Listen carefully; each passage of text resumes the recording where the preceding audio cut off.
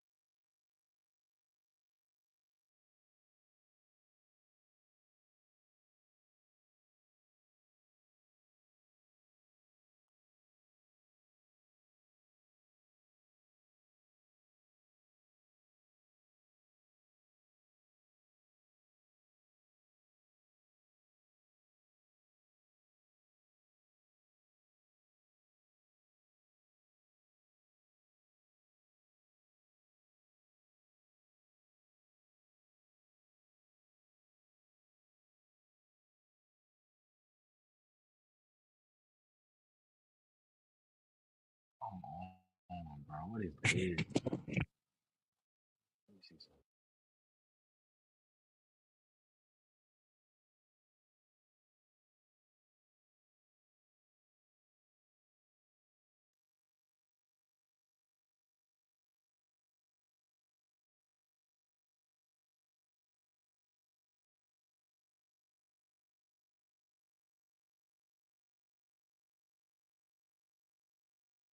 My connection is terrible right now. Come on, bro. Ugh, man.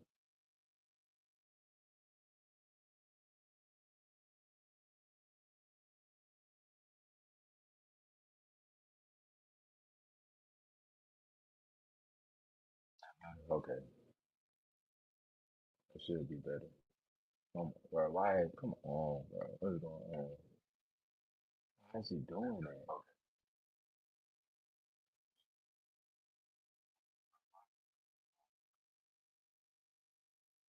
Why is he doing that? Like that?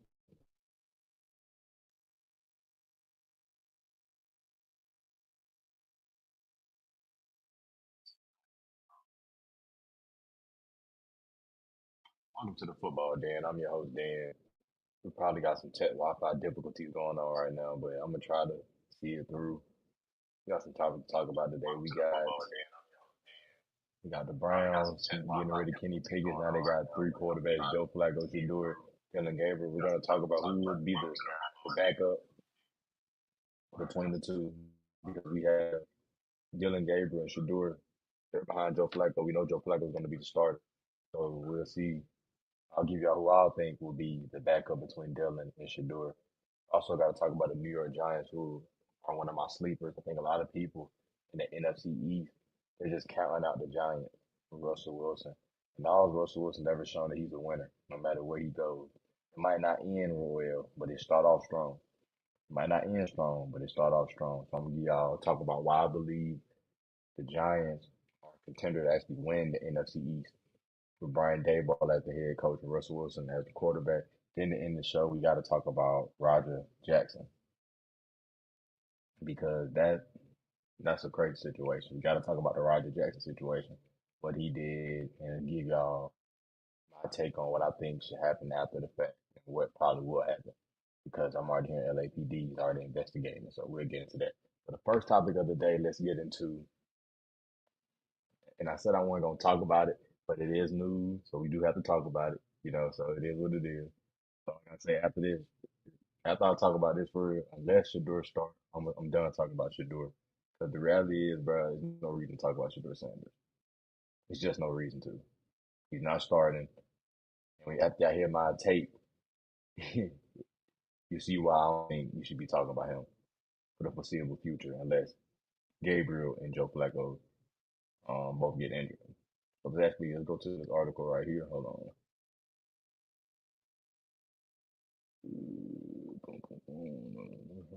Oh, here we go. Right here. There we go. Browns trade quarterback Kenny Pickett to Raiders for a fifth round pick. Scroll down here. Hold on.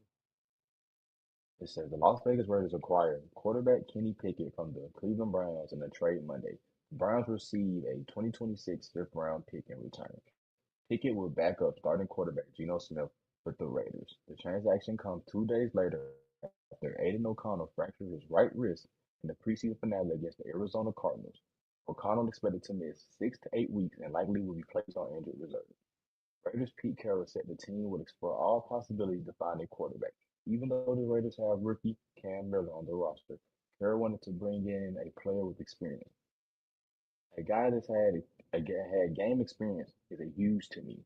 It's huge to me, Carroll said. Cam hasn't played in the league much, but we're looking for an experienced player that could help us. Pickett has played in 30 career games, 25 starts since he was drafted in the first round by the Pittsburgh Steelers in 2022. He has thrown for 4,765 yards, 15 touchdowns, 14 interceptions, while completing 62.4% of his pass attempts. He is a 15-10 as a starter. After 2 seasons, I ain't gotta read all that. Ain't gotta read all that. You don't care about that. This important right here. Pickett was competing to be the Browns starter but didn't play in the preseason after injuring his hamstring July 26. Browns coach Kevin Stefanski had said Sunday that he thought Pickett would be available for week 1. Monday's trade leaves the Browns with two rookies, Dillon Gabriel and Shedeur Sanders, behind Joe Flacco. Stefanski has not named Flacco's backup, and the team has also released Tyler Huntley on Sunday. Now, all this being read,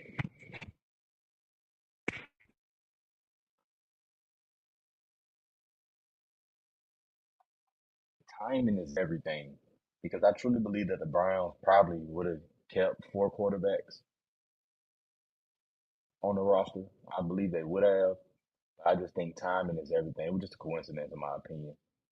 Aiden O'Connell goes down. Raiders desperate for a backup because people get injured. People get injured all the time. And Geno Smith, even though he has a history of playing majority of the season, you don't want to take that risk, especially in the AFC West where all the games you're going to play will matter if you're trying to compete to win the conference.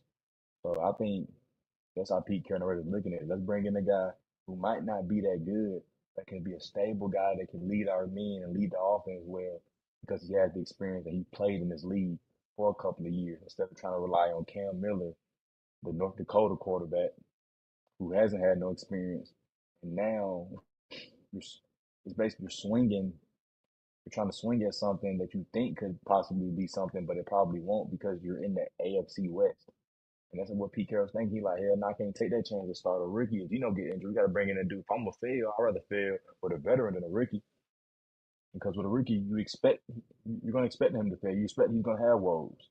But with a veteran, he might have a lot of woes, but he's going to have moments because he's been there before. He has that experience.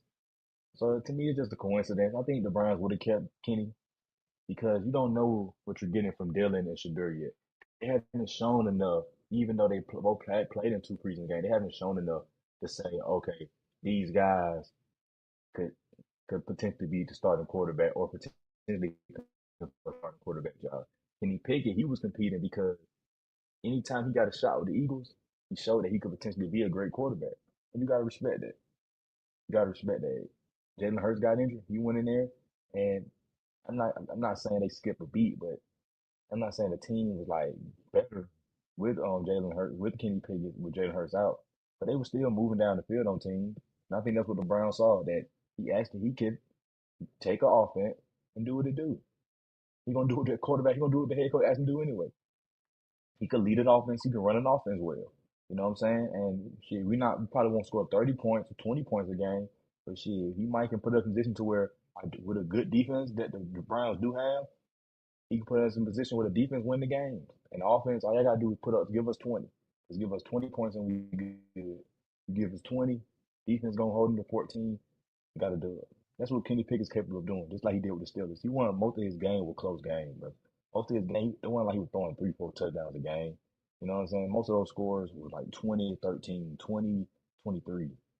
All those games were close because Kenny Pickett, yes, he's a stable quarterback, but he's not good enough to take the team over that hump, bro. I was gonna be middle of the pack with him, bro. He's good enough to win you about 8 to 9 games a season, but he's not good enough to get you to the playoffs or go win a playoff game. You're gonna get blown out. He's just not that good, and that's okay. Everything has to be perfect around him. With the Browns, I just think Joe Flacco kind of older, and you bringing in Kenny Pickett, let them compete. You know what I'm saying? Because they're not too far away. I prefer Joe. I think Joe just had that. Even though he's very old, he has a strong arm. You know what I'm saying? But Kenny going to the Raiders, that's just something to them. But to me, that's just an insurance policy.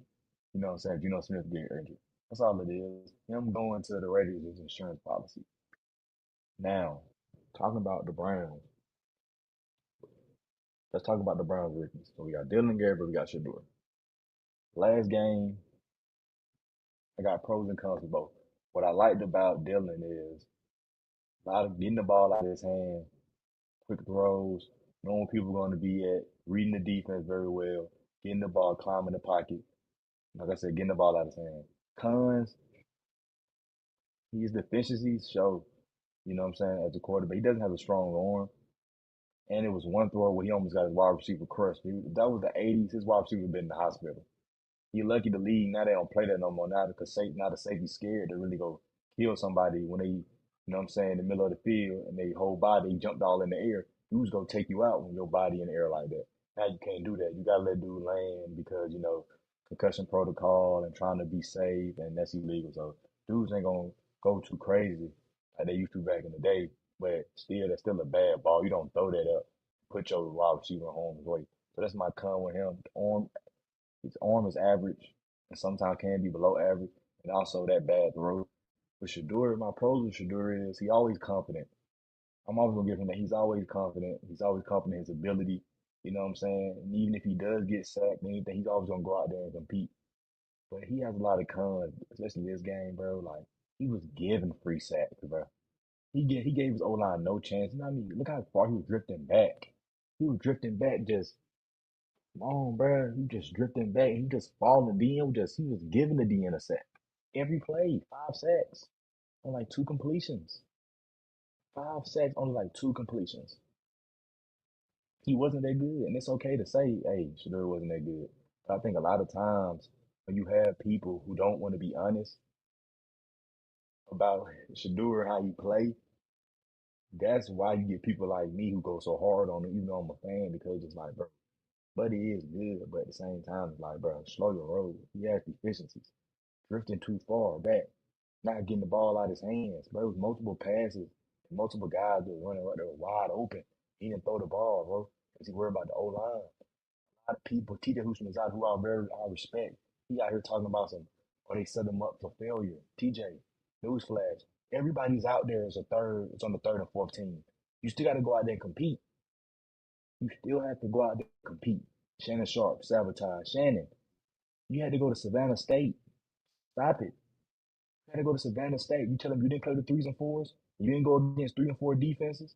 And it didn't matter who the quarterback was. Any rep, you took advantage of every rep that you had. You and TJ both in that same range, about 6, 7 round draft picks. But y'all acting like Shador need a handout. Why he not getting first team reps? Is Quinn Ewers getting first team reps? Is Jalen Miro getting first team reps?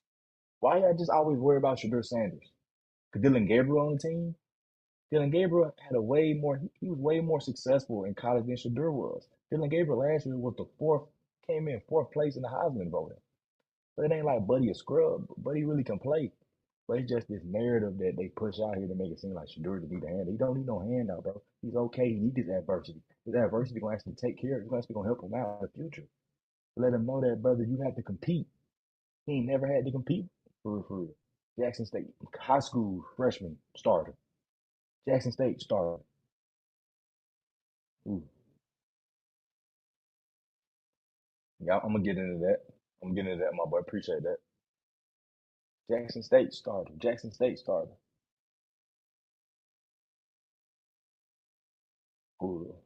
Oh, I ain't even read. Let me say breaking news at 6:40 p.m. in Ireland, California. Roger was arrested on aggravated assault and attempted murder. He is facing multiple felonies and has been released on bond. Is this true? Hold on.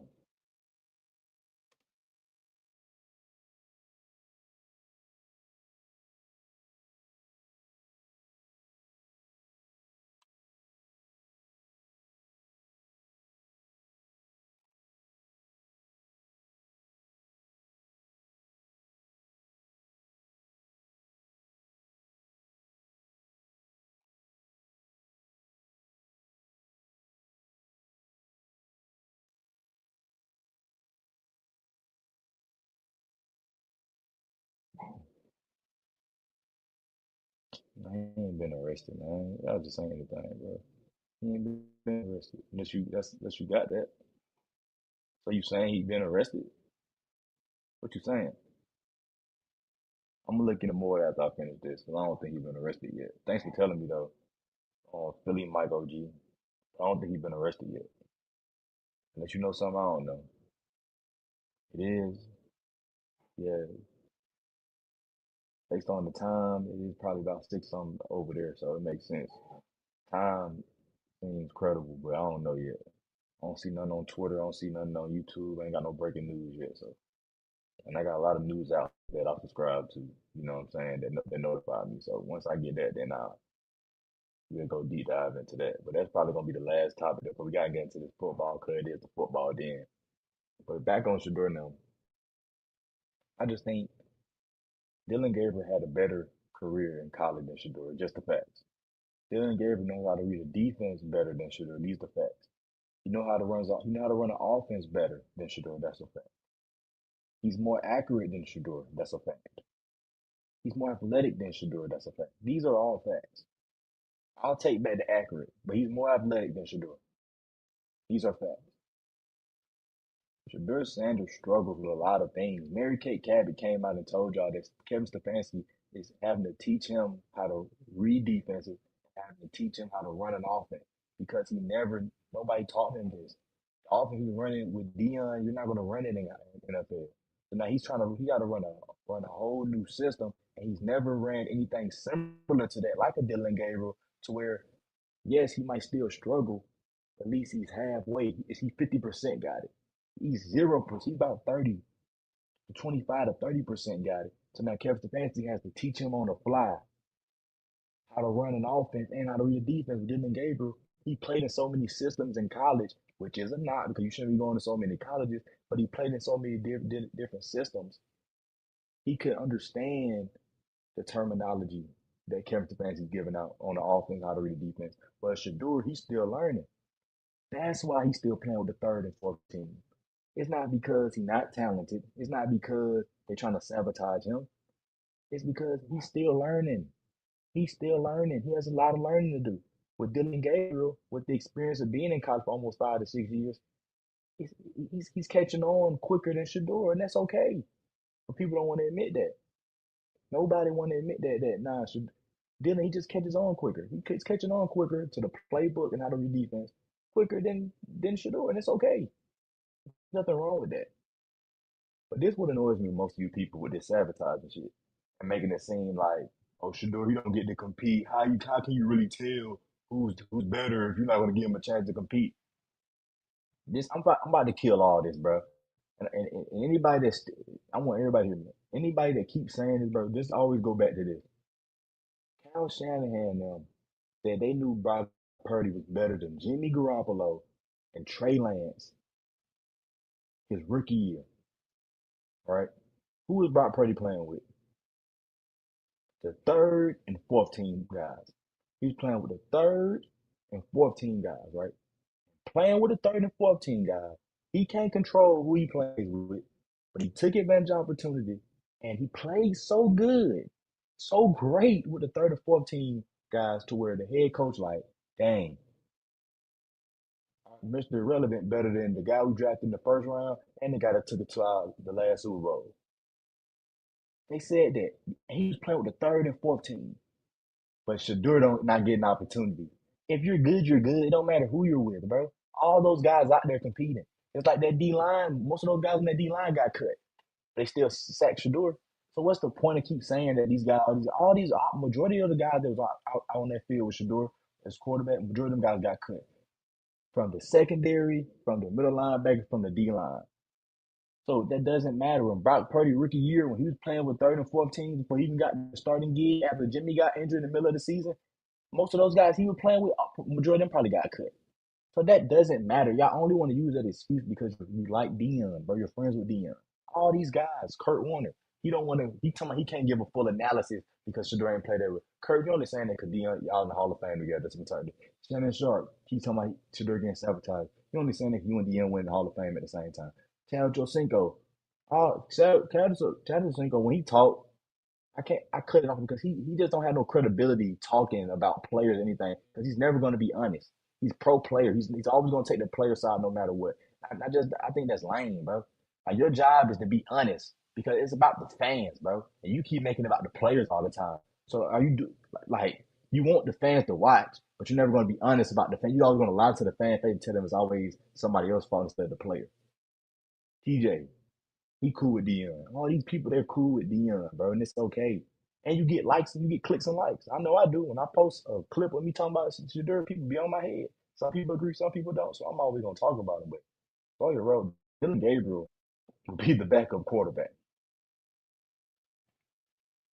Before they play Cincinnati, Dylan Gabriel will be announced as the backup quarterback. Mark my words. And Shadur will be the third string. I think Dylan and Shadur both gonna play because with Joe, he gonna play good, but Joe gonna throw a lot of interceptions, man. He just do he risk it for the biscuit. He a risk it for the biscuit type of quarterback, and he's not gonna throw as many as Jameis. But him and Jameis are similar to where they do throw picks in critical moments of the game. So you like, come on, bro. You know we can't have that right now, bro. Come on, bro. We down by 5 minutes left on the clock. You can't throw that pick. You know, we down by 10. We down by 3. Or he throw a pick six, like, come on, bro. Just throwing picks in critical moments of the game. Joe Flacco, he always been that way, and him and James Winston are similar in that way, and that's gonna cost them games. By week 6, you're gonna be 1-6. Now you're gonna give Dylan Gabriel opportunity. Now you're gonna put Dylan Gabriel in. I promise you, watch how every game that Dylan Gabriel play, he gonna get one game. One game. He gonna get one game. So let's say he throw 2 picks in the game, a pick six. He played terrible. Shannon Sharp, no. Bench him. Should do need to play. Not even gonna give him a chance to develop, not even give him a chance to get those reps in real regular season football in the regular season football game. No, just bench him. But if it was vice versa and Shadur first and he was the backup, he threw 2 picks and 1 pick six, or they sabotaged him. People just don't want to be honest about the situation at all. So that's why we're in the position that we're in now to where Shadur look bad, bro. The more people try to defend him, the worse he looks.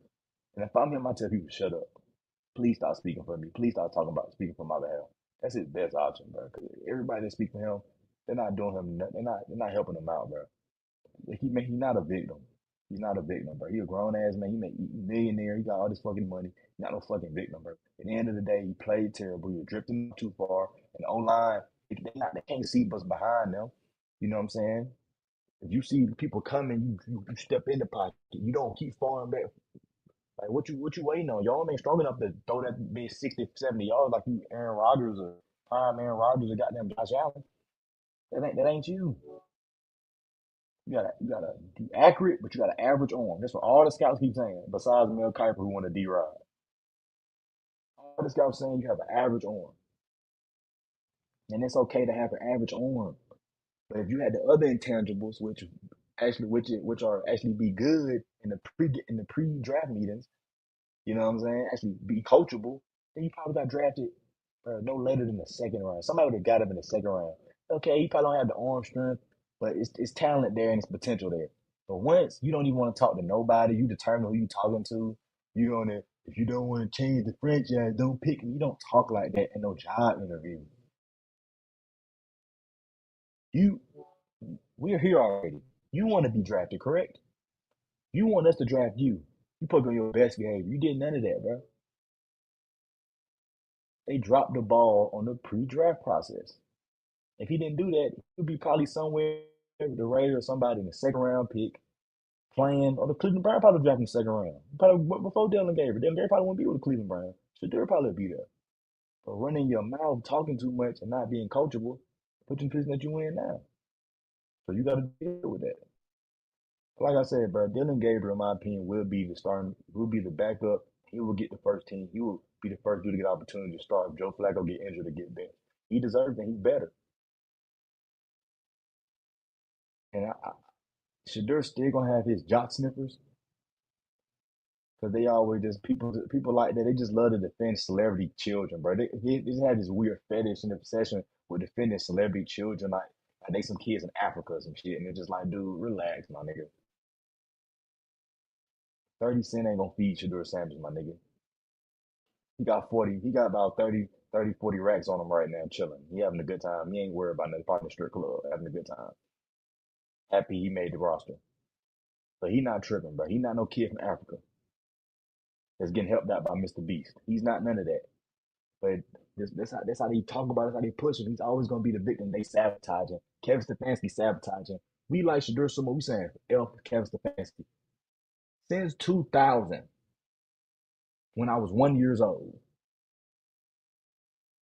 the Brown most successful era has been what? The Kevin Stefanski era. He's the only quarter. He's the only head coach in the 2000s get him to the playoffs. He's the only head coach in the 2000s not only get him to the playoffs, but get him to the playoffs twice. And he's the only coach in the 2000s to actually get a playoff win. No other coach has done that. They had one in 2002, but I don't really count that, bro. For real, you really look at the totality. He's the most successful head coach the Browns have had in a long time. Since really Bill Belichick had one good year, but we talking about multiple playoff appearances. Marty Schottenheimer in the '80s.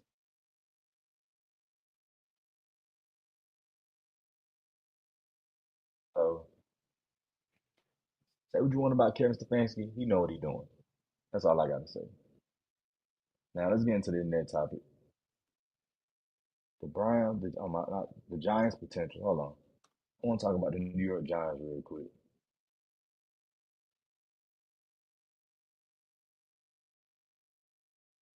Let me go Sports Illustrated.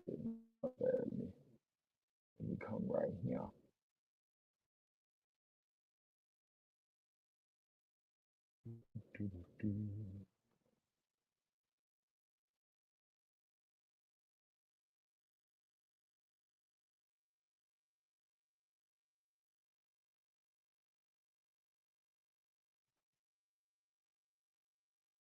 Basically, to sum this already is earlier.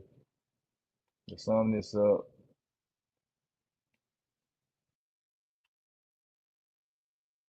they have a lot of quarterbacks in this quarterback room, just like the Browns. They have about four.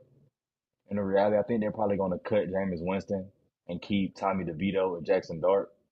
But I like Russell Wilson starting the season off because he has the most experience and he's the most successful based on his history in his past. I think Malik Neighbors, I thought he's going to take another step up. You know what I'm saying? He had a strong rookie year. I think he's going to still put up some great numbers this year. You know, so Russell Wilson's going to give him the ball, is going to feed him. And I think the running game should be a little bit better with the guys they got there too. You know what I'm saying? I think Darius Slayton, he's a great veteran wide receiver. He's been on the team for a long time. He's good. He ain't no scrub. Wardell Robinson, he's great too. Tight end Theo Johnson, he's young, but he's still a good tight end. When it comes to the tackles, Andrew Thomas, you know what I'm saying? When he's on, he's on. But when he's bad, he is bad. That's something I've seen with him. You know what I'm saying? They got rid of literally last year before the 2024 season. They really got rid of all their old linemen and just only kept Andrew Thomas because they paid him. And they brought in Helen John Ruggins, Greg Van Roden, Jermaine Illimu. They brought all those guys in to try to rebuild and establish the O line. It kind of still didn't work.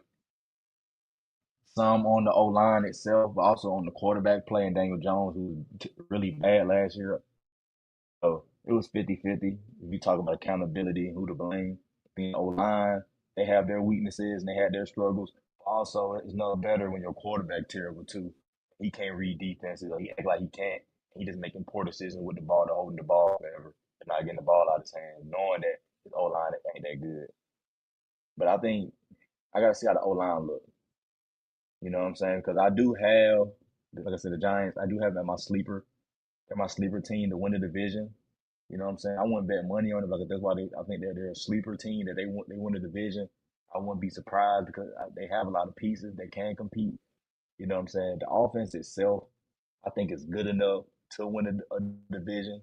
You know what I'm saying? If you can get the running game going, Russell, listen to Brian Daboll. I think one of the reasons why Brian Daboll brought Russ there because he wants that Seattle Seahawks Brian Daboll. He don't want old school Russ. He wants Seattle Seahawk Russ. He don't want let Russ cook. He want Russ to come in there, listen, throw the ball to you supposed to throw the ball to. Don't try to um ad lib. Don't try to ad lib nothing.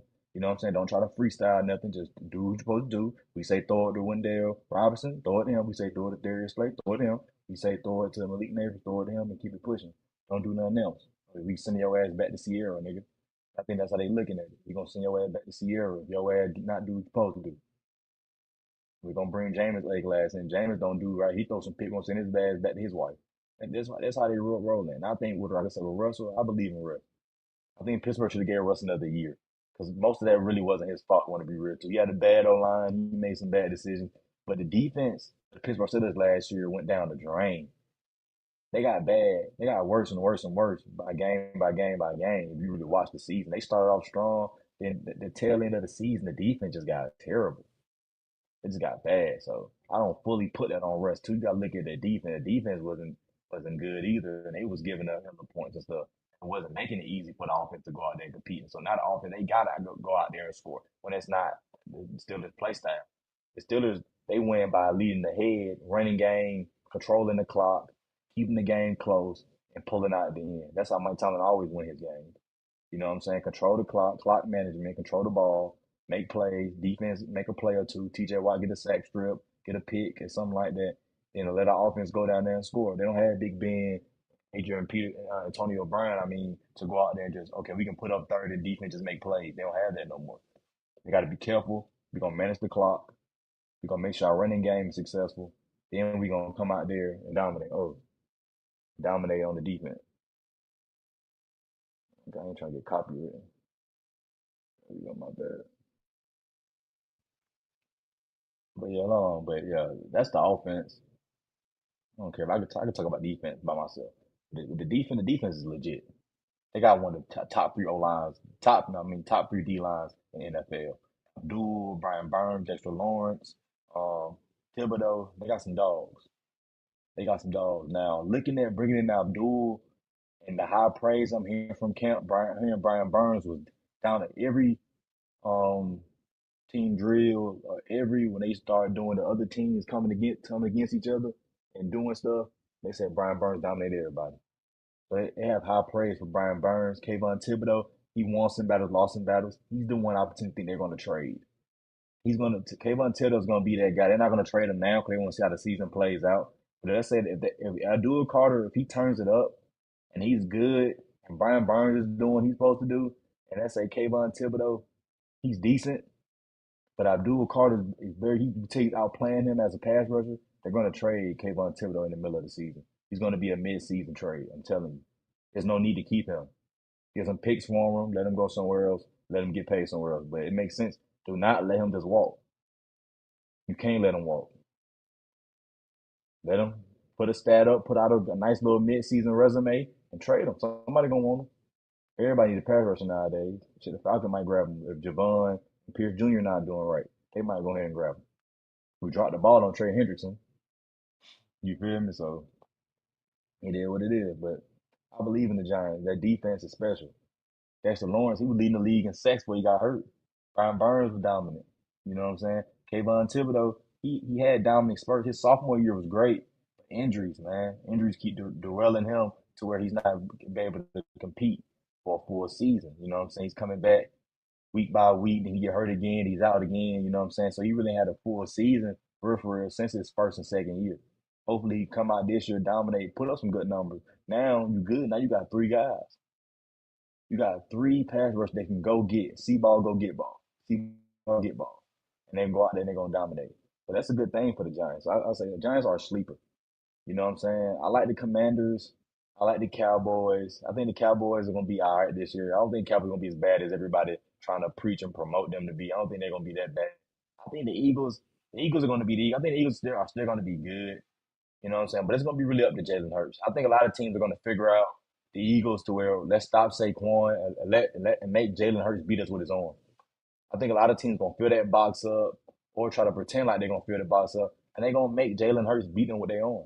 And this whole season, if he don't, the Eagles still going to be good because they have that insurance policy and Saquon Barkley can get you a touchdown at any moment of the game. But I don't think they're going back to a Super Bowl. Jalen Hurts has to dominate this season, bro. He has to.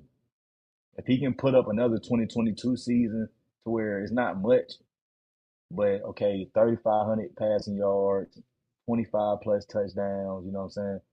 Slow the interception down by at least, okay, 7 to 10 interceptions. You know what I'm saying? We know he going they're gonna do the whatchamacallit,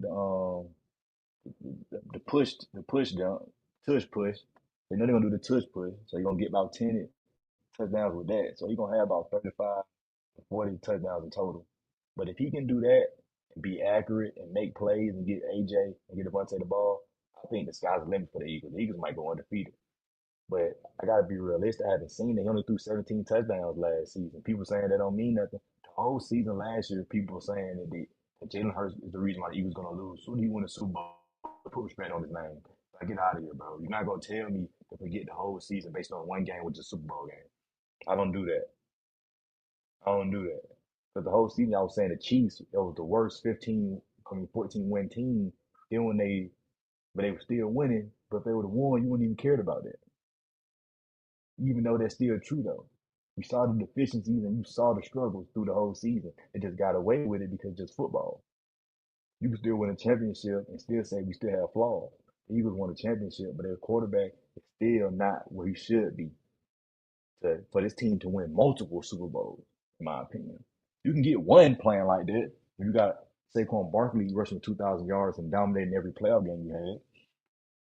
You can win like that. You can have those moments. Have a run like that. But will you always have those runs? I don't know. I don't know. Can Saquon come back and give us Terrell Davis where you go back to back? And Jalen Hurts just has to be good. Doesn't have to be great, just be good, like how John Elway was with the Broncos before he retired. You know what I'm saying? 'Cause Jalen Hurts be equivalent to John Elway last 2 years, to where you got the weapons, just don't mess up. You know what I'm saying? Run the offense, do what you're supposed to do, play within the offense, don't mess up. Understand that we have that dog in the backfield. That at any moment he can go score an 80-yard touchdown. But I think the Giants can. I think the Giants, if you look at it for real, they stack up with all three of those teams. I think they stack up with all three of those teams to where they can go out there and compete. They can actually go win something. And I think they will. You ask me. I think they're gonna shock the world this year. But I think the Giants. I think the Giants gonna make the playoffs. I'm saying that now. I eat crow. I think the Giants gonna. I ain't saying they're gonna win the division. I think they're gonna. I think they're gonna win the playoffs. Make the playoffs. I like the Commanders. I think the Commanders gonna take a slump this year. So Dan Quinn has a track record of great, great.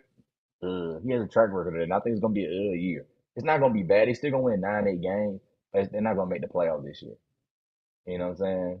Dallas, I still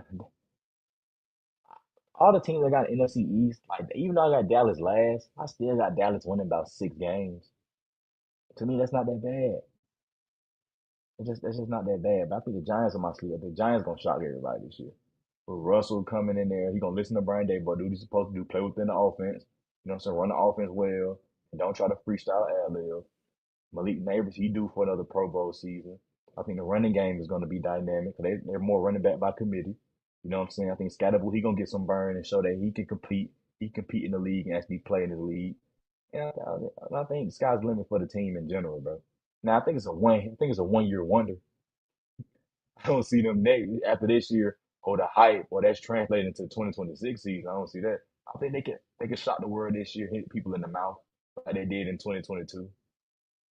and get to a playoff with Russell Wilson because Russell Wilson just came from the playoff. I think he can do the same thing with the Giants. I don't think it's that hard. You know what I'm saying? So that's my thoughts on all that. Now, my visual behind me is Rampage Jackson because we're not gonna talk about Rampage, but we gotta talk about his son. Now, if you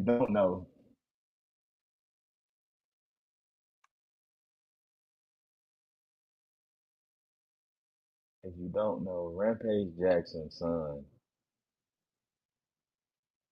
basically knocked out a dude and concussed him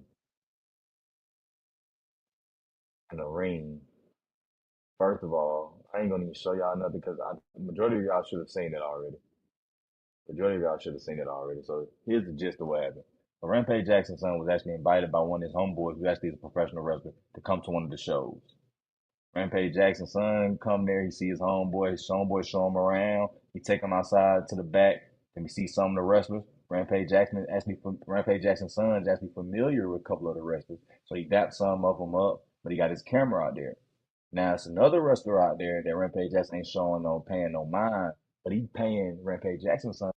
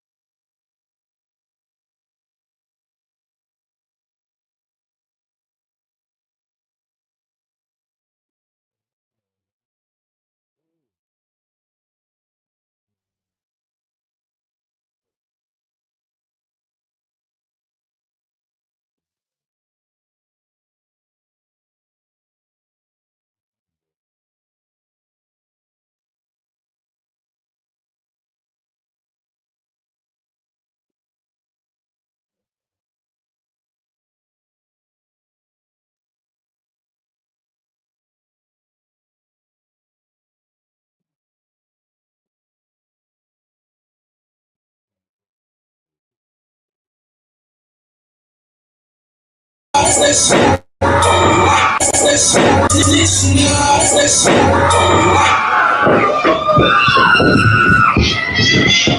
you gotta stop this shit, man. Oh. Stop this shit, man.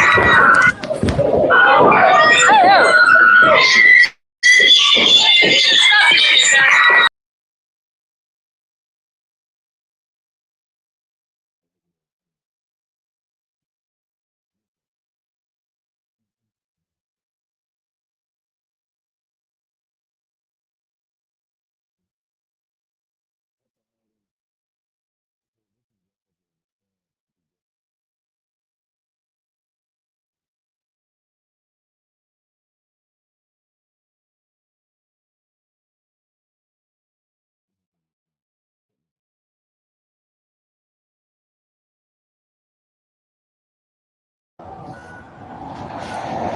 Hello? Hey, where the hell are you at?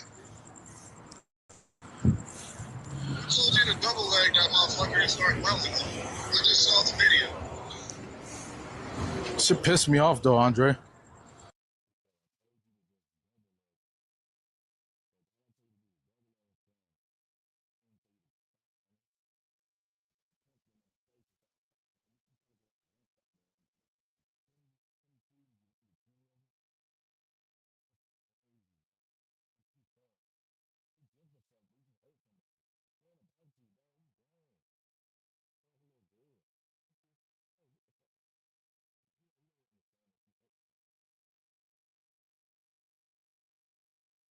I understand that, but now they can't wake the nigga up. He's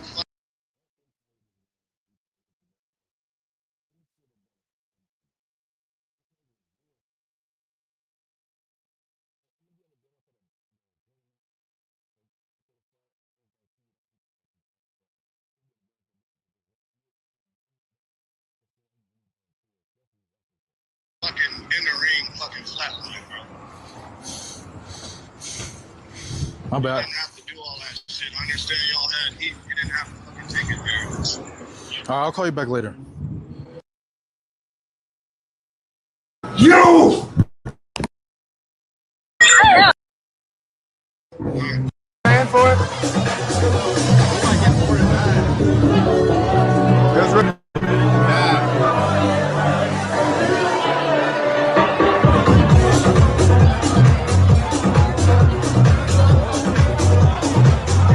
I hope it was staged. I hope it was staged because sometimes people do hardcore